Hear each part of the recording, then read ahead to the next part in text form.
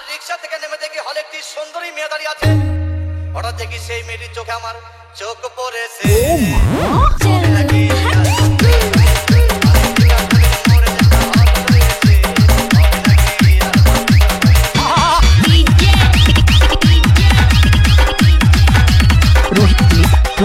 রোহিত ভাই হাউসফুল কোনো টিকিট নাই, ব্ল্যাকের 10 টাকার টিকিট 20 টাকা দিয়ে কিনে নিয়ে কোনো রকম ভিতরে বসলাম।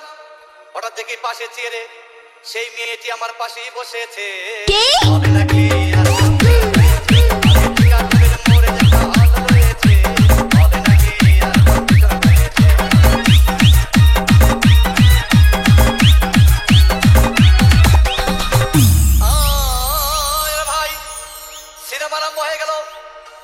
রাজ্জাক সাবানা যখন প্রেমে হাবুডুবু খাচ্ছিল তখন আমার বুকের ভিতর ধূপধাপ শুরু হয়ে গেল। আমি যদি প্রেম করতে পারতাম। vocal effects के लिए contact me। সেই মেয়েটি আমাকে সিমটি মেরেছে। Oh।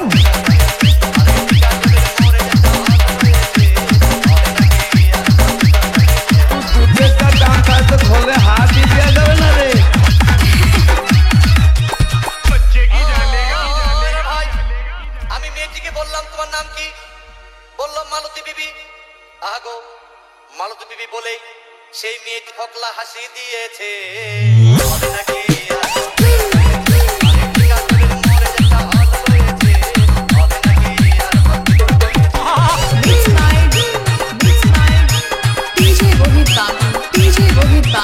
vocal effects के लिए contact me। সিনেমা শেষের পথে রাজ্জাক ভিলেন যখন ধূপধাম মারপিট, আবার সাবানা এসে রাজ্জাককে বললাম আমি তোমার চিরদিনের সাথী। তখন দেখি পাশে সিটে বসা সেই মেয়েটি আমাকে জড়িয়ে ধরেছে।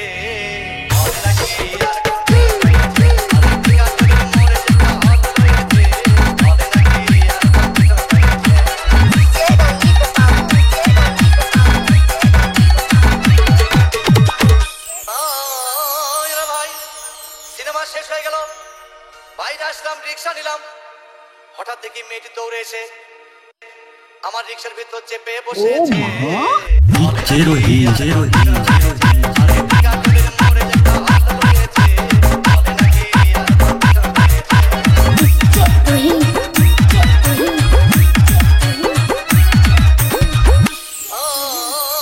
ভাই মেয়েটি বললো আমাকে ডার্লিং, খুব ক্ষুধা পেয়েছে, গেলাম মস্তবা হোটেলে, খুব পোলাও কোরমা খাইলাম।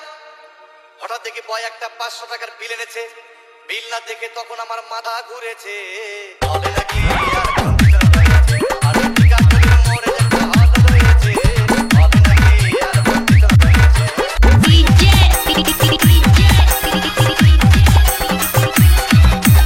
রোহিত ভাই খাওয়া দাওয়া শেষ হয়ে গেল। মেয়েটি বলল ডার্লিং আজকের মতো চলে যাই বলে চলে গেল। আমি বাড়ি এসে রিক্সা থেকে নেমে রিক্সা ভাড়া দিতে গিয়ে দেখি মেয়েটি আমার পকেট মেরে চলে গিয়েছে।